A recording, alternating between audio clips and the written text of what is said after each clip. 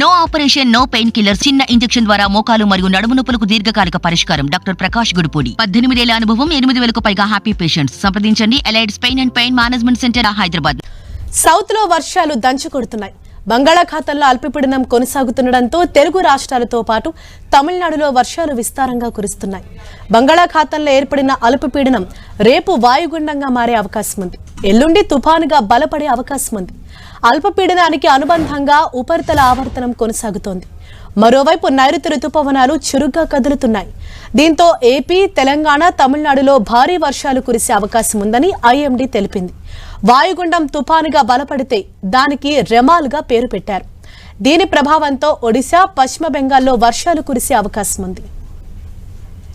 అల్పపీడన ప్రభావంతో ఏపీలో మరో 3 రోజులు వర్షాలు కురిసే అవకాశం ఉందని వాతావరణ శాఖ తెలిపింది.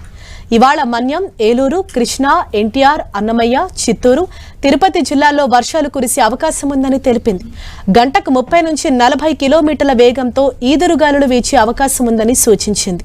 మత్స్యకారులు వేటకు వెళ్లొద్దని హెచ్చరించింది.